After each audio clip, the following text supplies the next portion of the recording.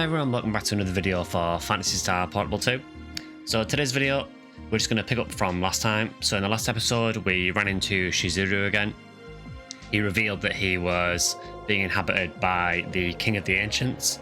And he also revealed that he's managed to obtain all three of the Codices, which will enable him to get access to Magahara. So obviously we need to go after him and stop him from doing that, but first of all we need to go over all the data that we brought back from that mission. So while all the data is getting worked on, we've been asked to do an open mission just to give them time to work on the data. So what I will do first is I'll just see if anyone wants to talk to us. So it looks like Amelia does actually.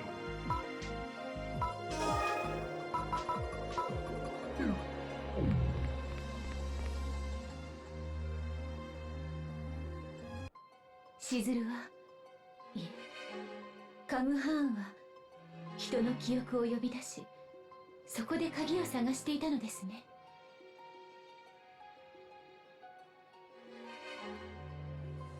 Yeah, so he's basically used people's memories to give him the information of where all of the different codices were.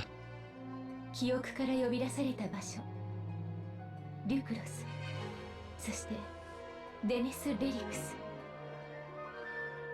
確かにそれら旧文明の遺跡にはレッドタブレットがあったはず。失踪者を集めていたのも思考具現化の実験ってわけね。Yeah, so the reason that he was abducting loads of people and mind controlling them was essentially just so he could, more or less so he could harvest their memories to see if they had any information that related to where these codices were. Just as a quick note, apologies if you can hear any wind noise in this video. There is a crazy storm in the UK at the moment, and hopefully the wind noise won't come through too much on the mic.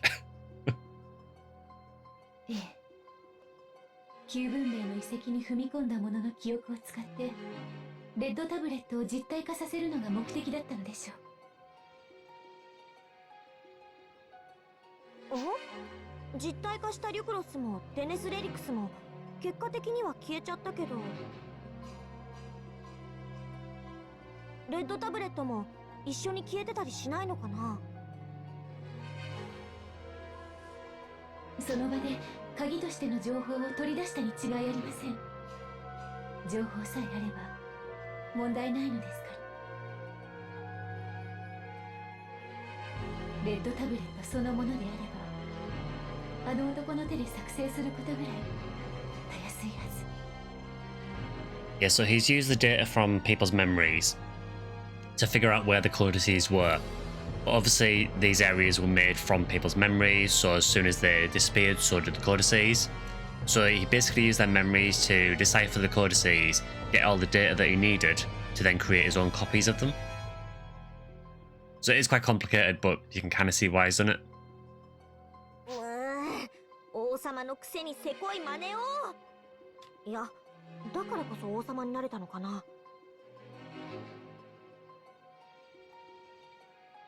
て感心してる場合じゃない。なんとしてもあのカムハーンを止めないと。Yeah, so this Kamhan is the deity that's inhabiting Shizuru at the moment. We do know that Shizuru is probably not doing it voluntarily. 彼の好きにさせてはなりません。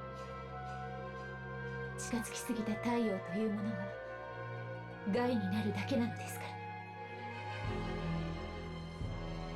That's kind of really surprising for Mika to say that. I mean, obviously she wants to stop Kamhan, but to say that now he must burn is quite extreme for her because Kamhan is literally her husband. So clearly no love lost between them. So we'll check out, see if anyone else wants to tell us anything.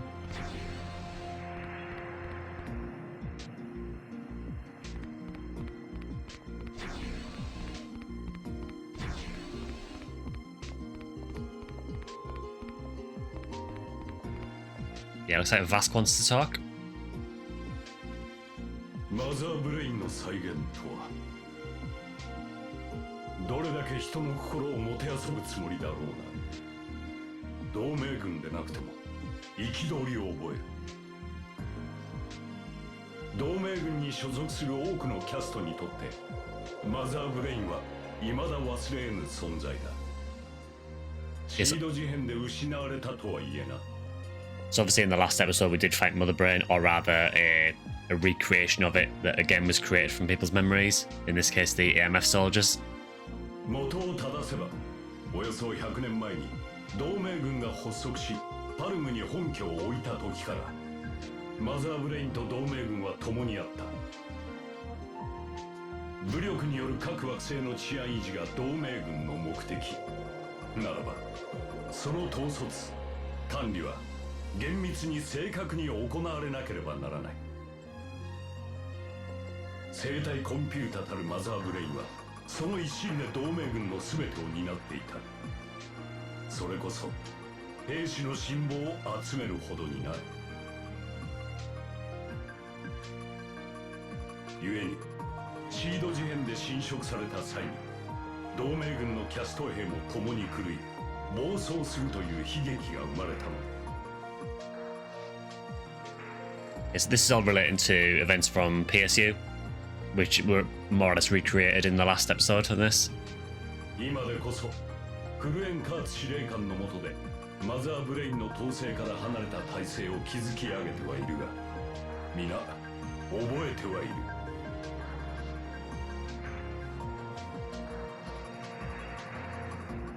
マザーブレインの存在というものを忘れられないゆえの具現化なのだろう。すまない。まるで講義のようになってしまったな。だが覚えておいてほしい。同盟軍にとってのマザーブレインという存在は家族と呼べるほどのものだった。So it's quite an interesting way of putting it, that Mother Brain is considered to be almost family to the AMF. I guess because it's been so inherently linked to how the AMF is run for so long, that for the AMF to run without Mother Brain seems almost impossible. But it does seem like Fully Kurt is trying to move towards that. 具現化による刺激は彼らにとって家族を愚弄されたに等しい行為だ。こんなことが二度と起きないように一刻も早く具現化現象を止めねばな。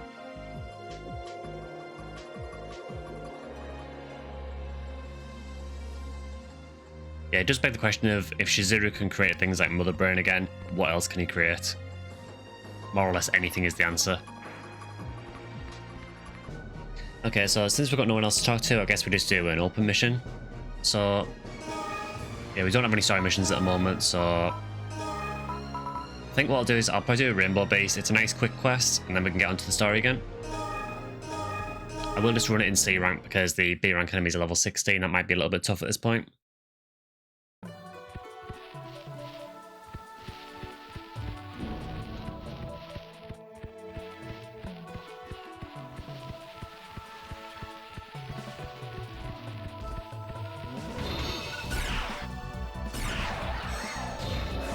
There is a bit of a level difference between C and B for this, unfortunately, so...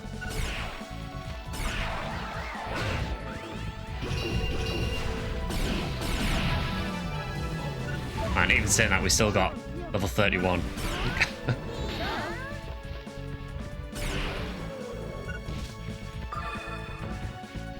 So we have also upgraded our gear a little bit, so we are using mainly B rank gear now, sort of upper B rank.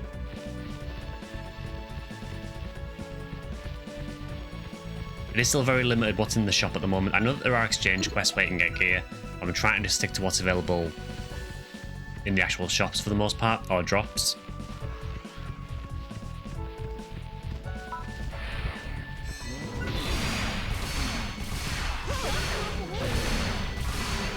So this should be a very, very quick quest. And then hopefully we can get straight back to the story again. Again, it is a bit of a weird thing that PSP2 does, where it asks you to just do random quests every so often. I guess in this case it's because the implication is that the people on Clad 6 need time to actually investigate what's going on with Shizuru and Kamhan. So they need that time to investigate, so I guess you just go and do something else in the meantime.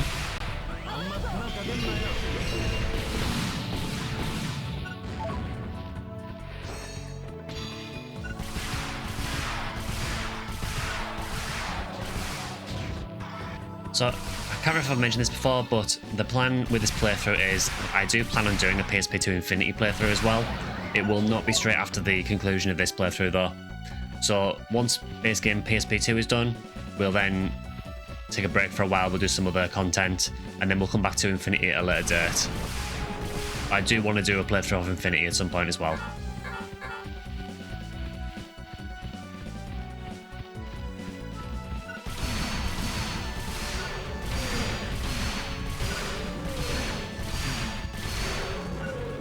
Yeah, honestly, this is probably a little bit too low level. It's kind of difficult at this level because most of the quests seem to be either around level 20 or around level 60.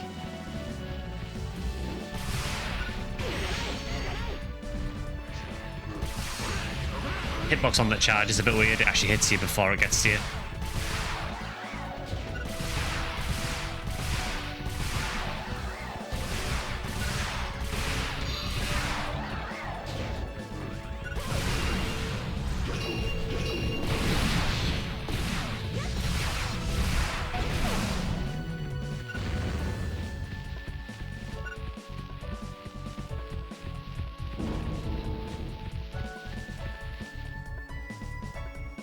So another thing I should probably mention is this game does actually have multiple endings.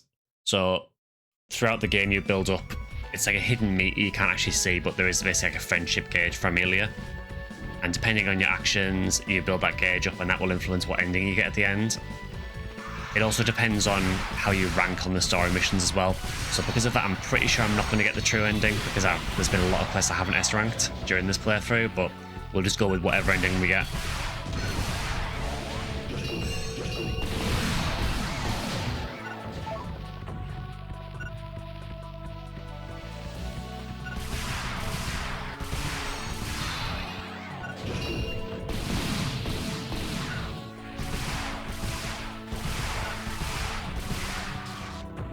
I am aware that I'm using ice element stuff on ice element monsters, but again, it's just whatever's available in the shop at the minute. You can't choose the element from the items that are in the shop, so you just buy whatever's there.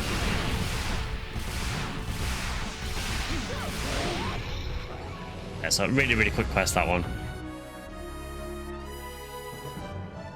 I think doing level 60 with this gear might have been a little bit difficult though.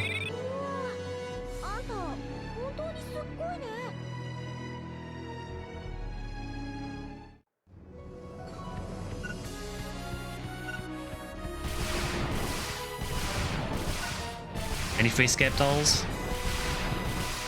Nah, no luck.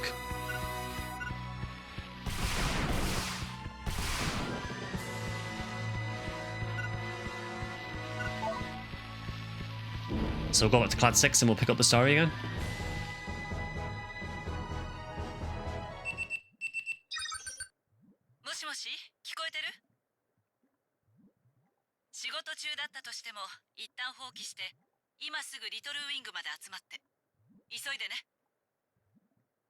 Okay, so Ursula found sounding very serious, so clearly something very important has happened.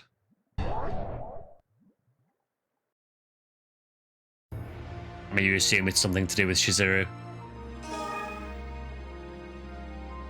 So with that, let's go and find out.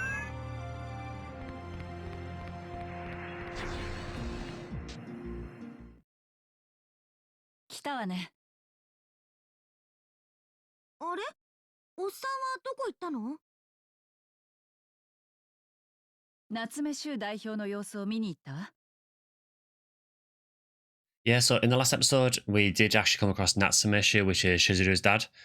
And he looked like he was in a pretty bad way. He was coughing a lot and it didn't look like he was well at all. So I'm assuming that we've either brought him back to Clad 6 or he's been taken to the Guardians to recover. 2人ともテレビを見て。またニュースが始まるから。ニュース？おう、さっきから同じことばっかり繰り返してるぞ。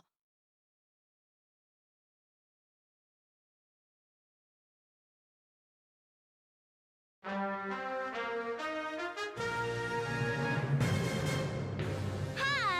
い。グラールチャンネル5ヘッドラインニュースキャスターの春です。今日のニュースをピークアップ。今日は番組を変更して臨時報道特別番組としてお送りいたします。 Okay, so there's clearly something big happening in the news because the news has suspended its normal programming and just focused on this one story. I do like how at the top right it still says increased construction of Guardians Colony. It said that for the entire game.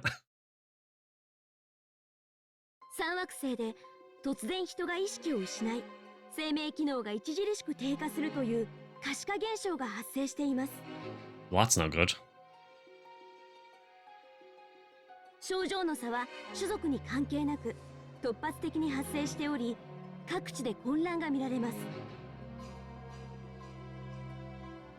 I mean, at this point, it has to be linked to Shizuru, surely, or Kamhan more specifically.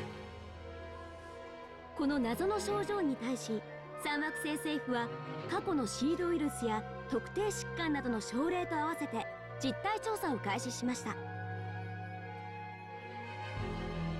しかし調査の進捗は芳しくなく現象は各地に拡大していくことが予想されています。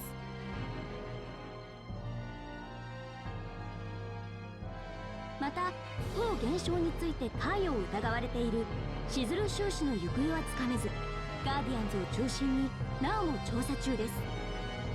So the Guardians are actually going after Shizuru directly.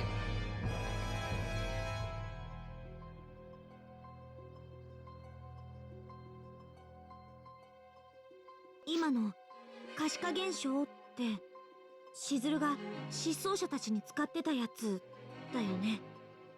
Yeah, so we have seen this before with the people that Shizuru's abducted previously, but now it looks like he's doing it on a planet-wide scale across all the different planets in Graal.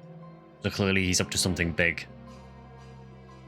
こんな大規模に行動してくるなんてもう全ての準備は整ったってこと？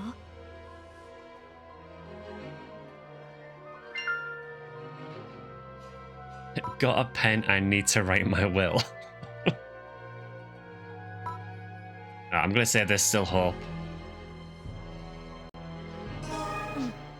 そうだよね。最後の最後まで諦めちゃダメだよね。ミカもまだ大丈夫って言ってたし。は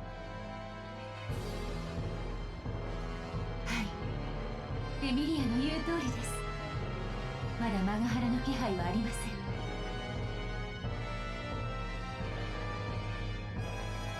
どれだけの時間が残されているかはわかりませんが。 So we really don't know how far along Shizuru or Kamhan is. We assume that if he's managing to make this many people go into a comatose state, then his research is probably very far along. Which probably means that Magahara isn't too far away. 次がシズルを止められる最後のチャンスってことか。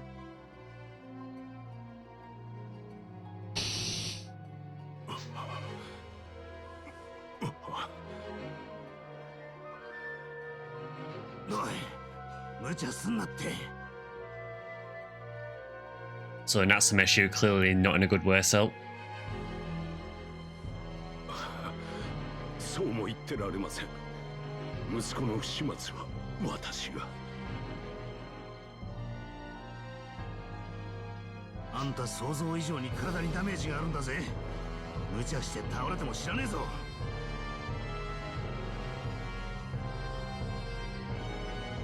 夏目衆代表？心身衰弱で当分は入院って聞いてたけど、どうしてここに？ Okay, so clearly he wasn't meant to be brought back to Little Wing. Looks like Ursula believes he was meant to be in a hospital, so whether he's came here of his own will or whether someone's brought him here. 当事者とも言える私がのうのうと寝ているわけにはいきませんからね。 So he clearly knows the gravity of what's going on. Now, whether he knows exactly why it's happening, I don't know. そうは言うが、あんたに何か分かることがあるのか？ほとんどしずるがやってたことで、あんたも被害者みたいなもんじゃねえか。確かに装置の製作改良などは全てしずるを中心に行ってきたもの。 See, honestly, I don't even know if Natsume would know about Kamhan because we know that only certain people can even see the ancients. そしていつしか記憶を具現化させるという本来の目的と異なる使い方にまで発展させてしまった。 So it's very clear that Shizuru's plans have veered off from what Natsume intended, which again is probably just Kamhan's doing. あんたにはこの現象の原因がわかると。今グラール中で起こっている可視化現象も亜空間発生装置を利用したものに違いない。この可視化現象は死を目前にした人の意識を小さな亜空間により伝播させたことによるものだろ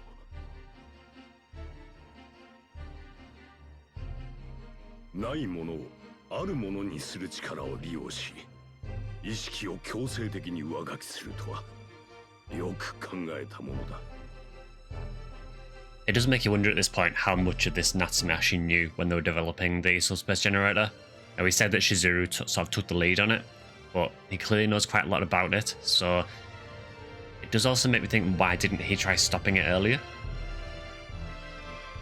さすがに根性でなんとかなるって話じゃなさそうだな。で、それに対抗する手段はあるのか？簡単な話だよ。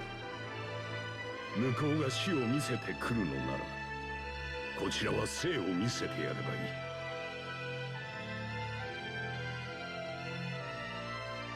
生きたいって意志で死ぬっていうのを上書きするってこと？そういうことだ。ただ大きな問題点が3つほどある。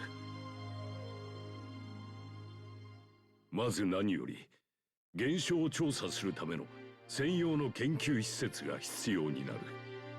This is all fine, but surely that would take a while to do, and Shizuru is almost finished with his experiments. 悪いが、うちにそんな研究施設とかはねえぞ。インヘルト社はシズルに抑えられてしまっている以上、そこの設備を使うことはできないし。 We are in a very difficult situation here, because Shizuru just has control over so much. いきなり手詰まりじゃない。どうすればいいの？どうしようもないの？あら、諦めるなんてあなたらしくもないわね、エミリア。 I do find it funny that they introduce this person with question marks, but you could, if you've played the game at all, you can probably recognize the voice immediately.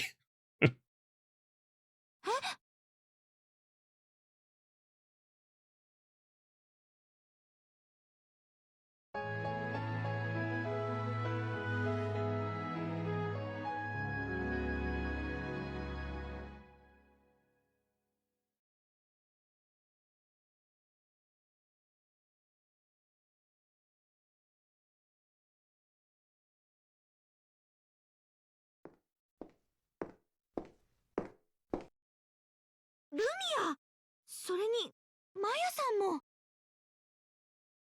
I mean, it was kind of obvious that it was Lumia. エミリア、水臭いじゃない。私たちに頼ってくれないなんて。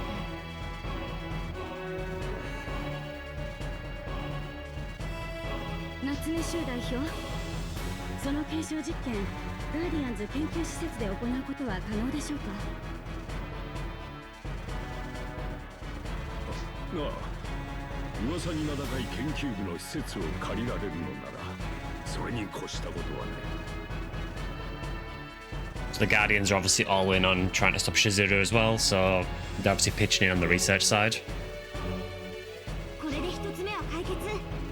次の問題は？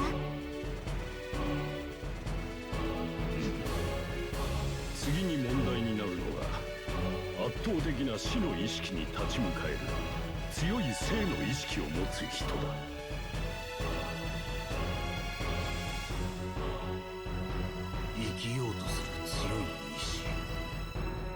それならこいつが適任だぜ。 Yeah, I'm assuming he's talking about youth, given the sort of development that happened in the last episode between him and Kraz, or the episode before. He obviously wants to live now instead of facing death, so it makes sense that he would be the one that has a will for life. 僕か？そんなに難しく考えないでね。この前得たことを忘れなければきっとうまくいくから。生きるって思えばいいのか？それなら任せろ。君はカーシュ族か。その生命力に満ちた瞳。よし、君のその心にかけよう。そして最後の問題は、亜空間発生装置の演算調整を誰が行うのかなのだが。 That sounds very complicated, so I'm going to assume that's probably Amelia. これだけはどう頑張っても解決不可能な問題なのだ。 We know that Amelia is basically a genius at this point, so it kind of makes sense that she would be the one to do this. なんで？演算調整ってコンピュータで計算して数値を入力すれば終わりなんじゃないの？ 亜空間を生み出す計算というのは、いわばグラールを作り出した原初の方程式を解くようなものだ。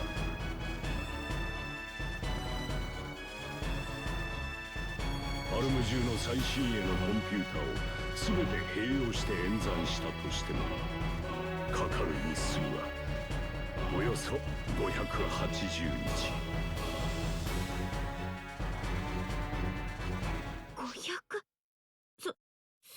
絶対間に合わないじゃん。 I mean, yeah, that doesn't sound great if it's going to take that long. I don't think Shizuru is willing to just wait on his world domination plans that long.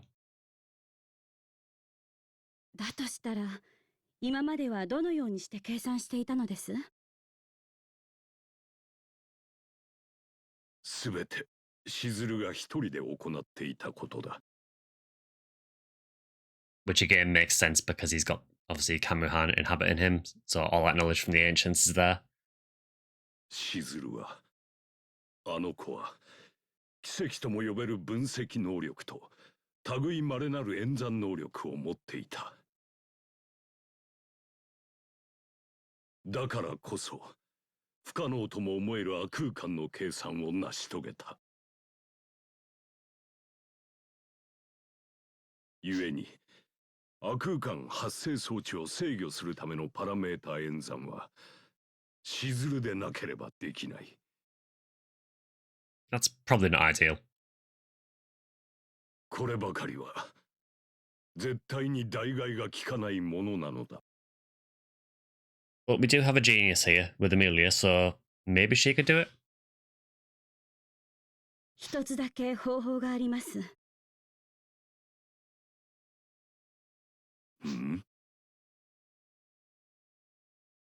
今考えられるグラール最高の生体コンピューター、天魔を使用するのです。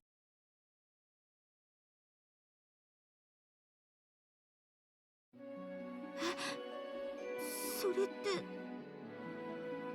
Yeah, obviously, I imagine Amelia is not too fond of doing that, but it's kind of our only option at this point. あなたが天魔計画に対して、いいえ、我々ガーディアンズをどう思っているか十分に分かっているつもりよ。でもそれでも天魔を使わなければしずるに対抗できない。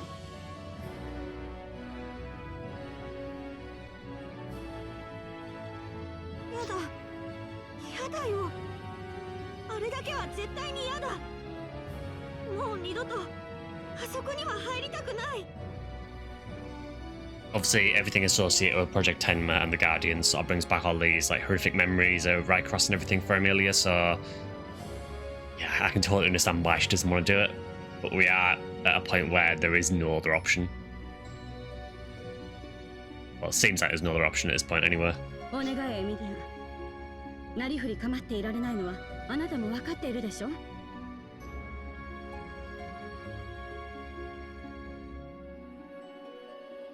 も嫌、絶対に嫌。私はエミリア、テーマの部品なんかじゃない。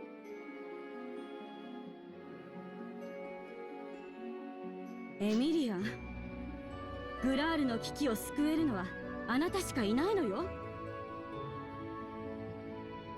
It's kind of an awkward one, this, because I totally get why Amelia is so against going back to Project Tenma, but she is jeopardizing all of Garal by not doing that. やめろ。それ以上エミリアに近づくんじゃねえ。クラウチさん。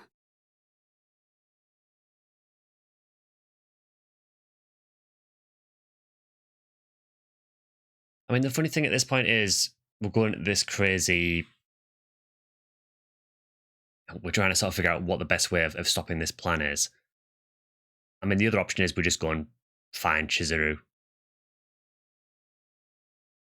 Unless we physically don't know where he is, maybe he's in subspace for all we know. 下がれって言ってるんだよ。それとも何か力ずくで放り出した方がいいのか。しかしこの危機を脱出するためにはエミリアの協力が必要なんです。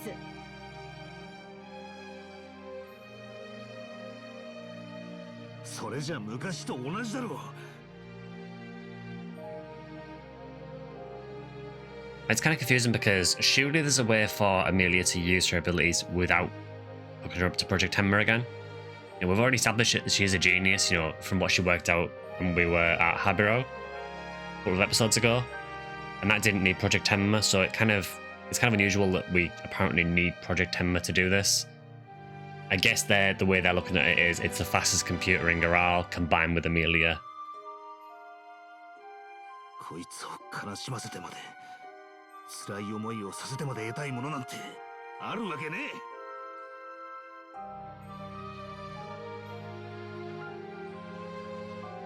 Again, it's a really difficult situation, this one, because he's saying, you know, show me one thing that's worth destroying this girl's life all over again.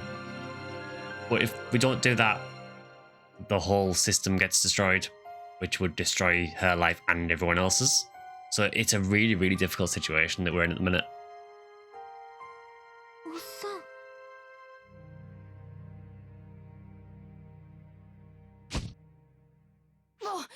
僕が代わりになる。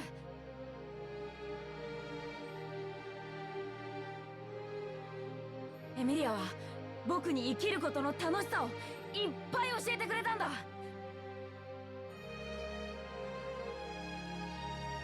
だから辛いことは僕が代わってあげるんだ。ユウト。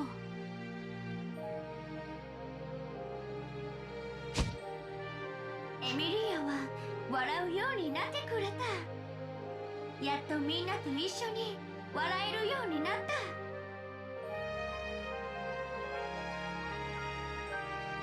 た。この可愛い笑顔をもう奪わせはしないわ。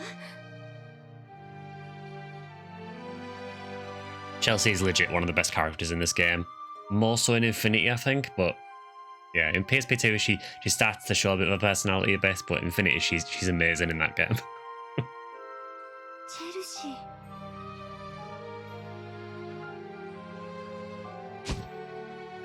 この子は私たちにとってかけがえのない存在なの。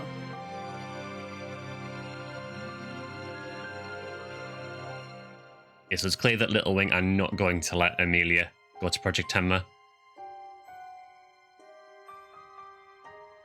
そんな可愛い社員に手を出すなら、リトルウィング全社を挙げてお相手するわ。覚悟しておくことね。I'm guessing that it's probably going to ask me to defend her as well. ウルスラさん。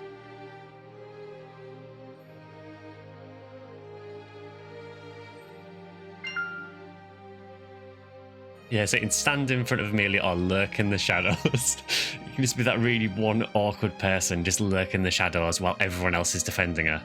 No, I guess because all of Little Wing are defending her, we should probably do the same.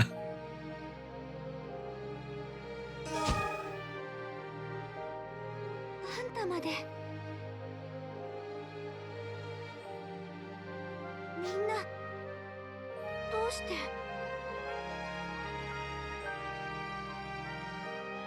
家族を守れねえような奴にグラールが守れるわけねえだろ。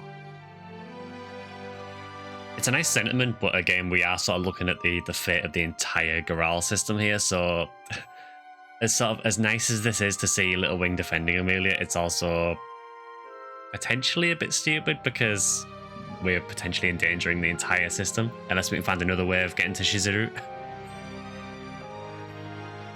マヤさん、本人の望んでいない形で強制しても力は発揮できません。 It says a lot that even Lumia is against Maya, though. 何より私も嫌です。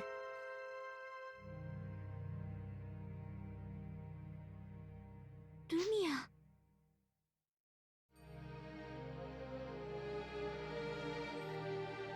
ああ、やっぱり私一人悪者じゃない。ま、みんなそう言うと思ってた。他の手段にかけてみるしかないよね。 Wait, so there's a plan B. So why did we even go through all this in the first place? Could we not have just done plan B when you knew that this wasn't going to work? 他の手段ですか？原始の巫女の力とかそういうの、とにかく探してみるわ。 I've just realised actually, yeah, we haven't seen the Divine Maiden at all in this game, I don't think. ごめんね、エミリア。マヤさん。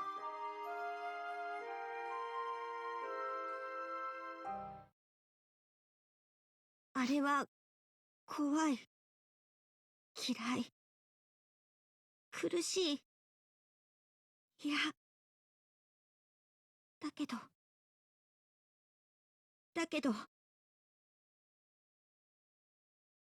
ここで逃げちゃったら私の家族が。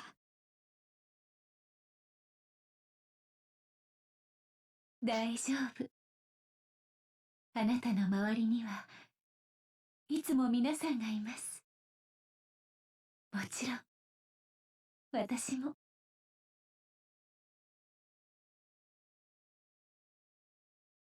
ミカ。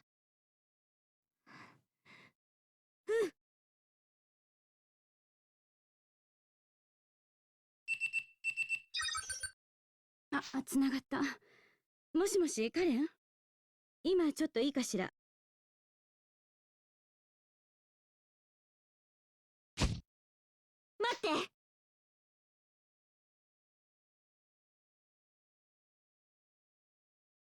え？私、やる。天魔にアクセスしてみる。So after all of that, she then decides to do it anyway. I guess maybe she finally sees sense and, realizes that we are pretty much against the wall and there is no real other options. And the only other option was to go to the Divine Maiden and ask for her power, which may or may not be real. This is the only option, really. おい、エミリア、何言ってんだ。そんなことする必要ねえ。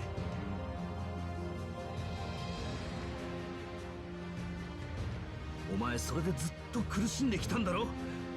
それに使われるのが嫌でガーディアンズを飛び出したんだろ。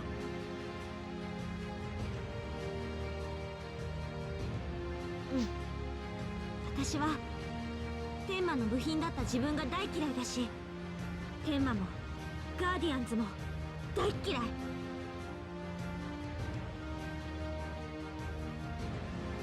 でもそれ以上にみんなを失いたくないよ。みんなはずっと私を守ってくれた。だから今度は私がみんなを守る番だよ。 I mean, you gotta respect Amelia at this point for volunteering to go back to Tenma after everything she's been through and all the trauma she's had. The fact that she's willing to do this just to help her friends out. どこまでできるかはわからないけど、やれるだけやってみる。エ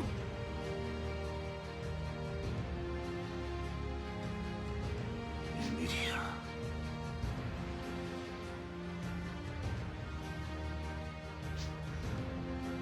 ア、一丁前なことを言いやがって。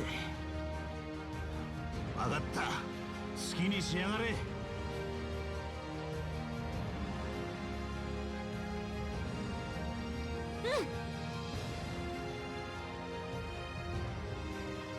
あ、でもあのさ、一人だと不安だから、あんたついてきてくれないかな。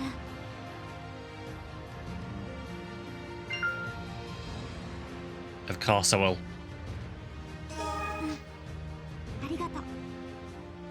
あんたがいれば何も怖くなんかないよ。本当にいいのね、エミリア。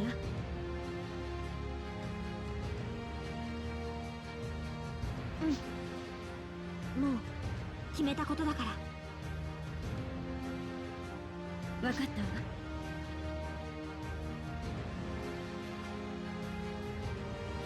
それじゃあガーディアンズ本部に集合ね。夏目さんは私が連れて行くから、あなたたちは甘いシップで追ってきて。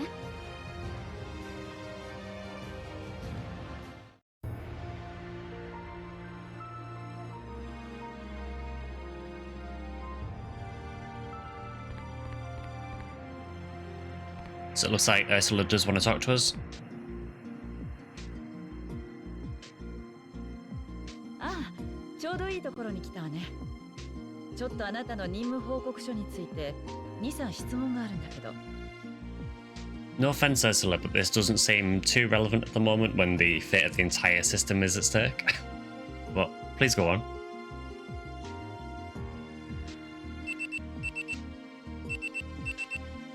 失礼。クリエイティブセンターから連絡だわ。私よ。ああ、その素材交渉は終わらせたわ。あなたはボトムの裏地について話を進めておいてちょうだい。交渉用の資料や予算選定ライン、事前の対処法などはまとめて送っておくわ。日取りも含めて指示書通りに進めて。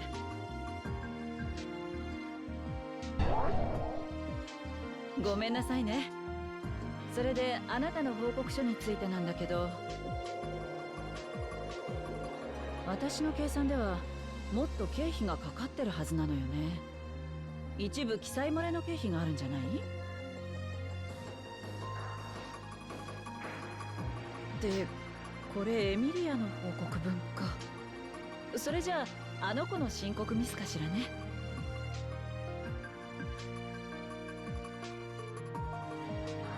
ボス、スカイクラウドの本社さんから今期の業務計画と改善指導案を提出しようって一文つけられちゃったよ。So again, we're just kind of pushing the idea that Ursula is incredibly busy. あいつらにとって私たちは目の上のタンコブみたいなものだからね。そう来ると思ってとっくに準備済み。チェルシー、このデータを丸々本社に放り投げてあげて。了解ね。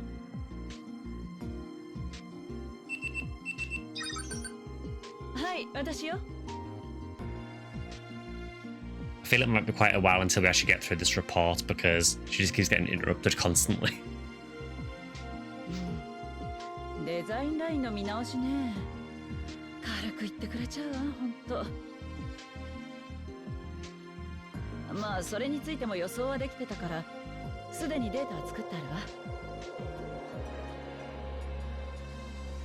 わ。アピールポイントをまとめて文書化して後で送るから、プレゼンは任せるわよ。それじゃあよろしく。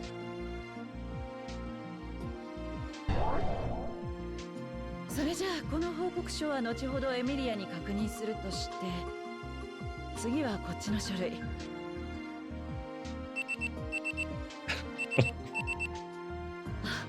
ちょっとごめんなさい。はい、ウルスラです。直接交渉の OK が出たのね。それじゃあ私もそちらに行くわ。資料はこちらで準備するから、過去作品を一通り用意しておいて。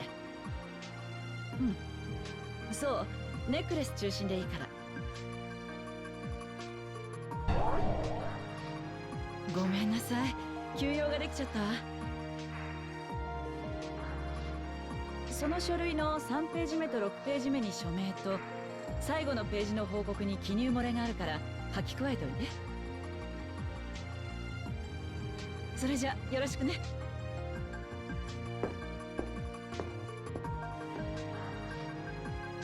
相変わらずすごい仕事っぷりよね。I get the impression it's very hard to have a meeting with Ursula because her calendar is probably very full. 仕事のこと全部頭の中に入ってるみたい。記憶力も桁違い。ほんと惚れ惚れしちゃうわ。でもその割に人との関係の計算はとんと苦手なのよね。もったいないもったいない。Yeah, so we've had this before where Chelsea sort of hinted about Ursula's like personal relationships and that perhaps she's not particularly good at keeping personal relationships.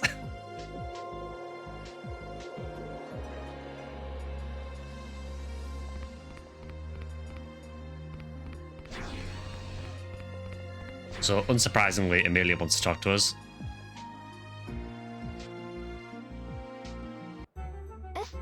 兄さんの話？ And again, we've got one of these weird situations where there's a super serious event happening in story, and then you speak to one of the side stories, and it's something really lighthearted. And the thing with these side stories is you can only do them when the NPC wants to talk to you, so this is designed for this stage in the game. It's just odd that we've got these like really light-hearted bits in the middle of a really serious part of story. It does kind of take away from the story a bit, honestly. さあさあ、あんたのお兄さんのイーサン・ウェーバーの話聞かせてよ。I would personally say who wants to know about Ethan Weber, but here we are.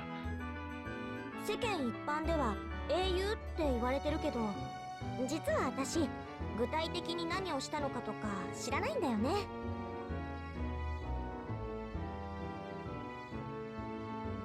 呆れた。私には英雄の兄がどうのこうのって絡んできたくせに知らないなんて。まあいろいろあってガーディアンズには全く興味なかったからね。I mean, yeah, I guess if anyone's going to be ignorant to what the Guardians have done, Amelia probably has a really good reason for doing it. まあいいわ。と言っても兄さんは特に英雄なんて呼ばれるようなことはしてないの。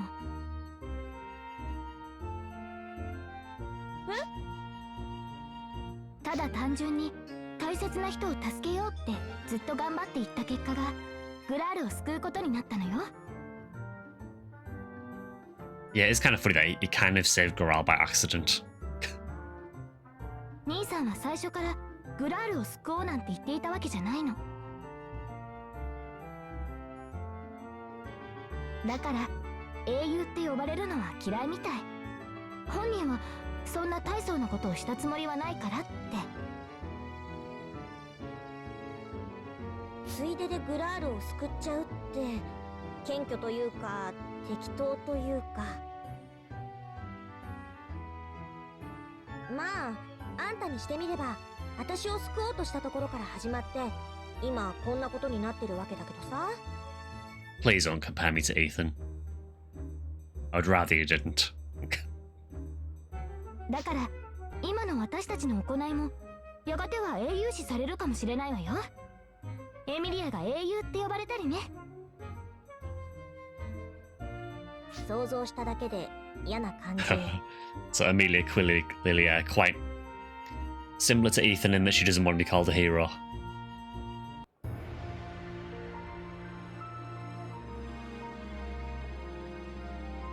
So anything else? I feel like Tonio said nothing to us for most of this playthrough. Oh, he finally wants to talk. It's the first time in several episodes that he's had anything to say. Oh, Maya じゃねえか。久しぶりだな。Yeah, it makes sense that these know each other because obviously they were both in the Guardians during PSU. トニオ、まさかあなたもリトルウィングに在籍していたなんてね。結局俺はこういう職業じゃないとやってけねえみたいなんでね。あら、機械いじりが好きだったんだし、エンジニアの道というのもあったんじゃない？ま、それも考えたんだけどよ。やっぱガーディアンズで培ったものが大きかったってことだ。他の連中も元気そうでよかったぜ。ガーディアンズを出てからは全く連絡してなかったしな。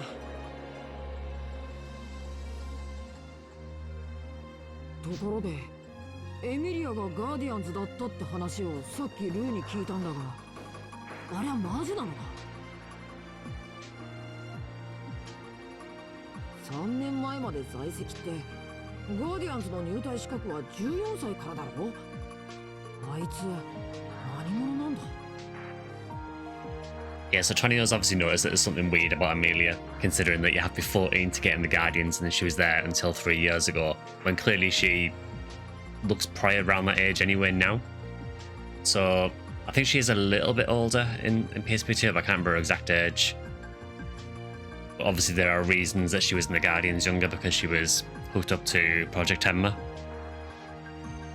エミリアは1歳になる前からガーディアンズの研究機関の下で超天才児として保護観察を受けていたの。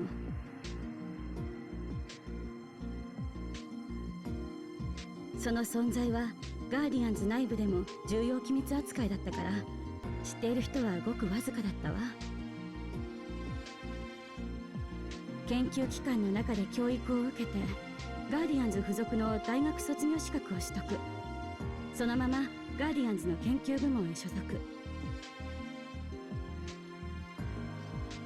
ガーディアンズに属していたけど正式なガーディアンではなかったわ。実践のための教育は何も受けていなかったし。She was purely there for research. ガーディアンズに属した研究従事者という扱いか。基本アホだからそうは見えないが、たまに見せる頭の冴えはそれか。That is a very good way of putting it, her thick veil of dumbness. 当時は科学者の失踪事件が頻発していたからエミリアの功績も存在もひた隠しにされていたのよ。そういや、そんな事件があったな。そっか、あいつには子供らしい時間ってのはなかったのかもな。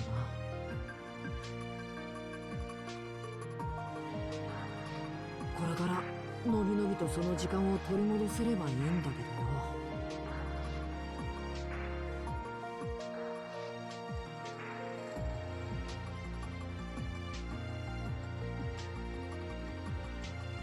So it's nice to actually hear from Tonio and Maya. Obviously they have history going back because they were both in the Guardians in PSU.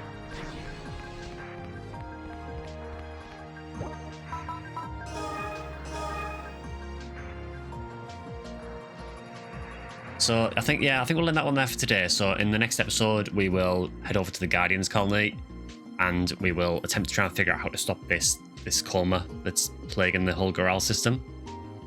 And in doing that, hope to find a way to stop Shizuru. So as usual, if you enjoyed the video, please consider liking, subscribing, or joining as a member. These PSP2 videos go live to members on YouTube first, so they'll normally go live on a Monday or a Tuesday, and then we'll go live to everyone else on a Wednesday or a Thursday. I do stream twice a week on Wednesdays and Sundays on both YouTube and Twitch, so you can follow me on Twitch over at Section Skyline. And you can also keep track of what I'm doing on the channel on my Twitter as well, which again is at Section Skyline. Finally, I do have a Discord channel you can join, which I'll leave a link to in the description, so feel free to join us over there. We do play games off stream as well. Yeah, hope you're enjoying the series so far.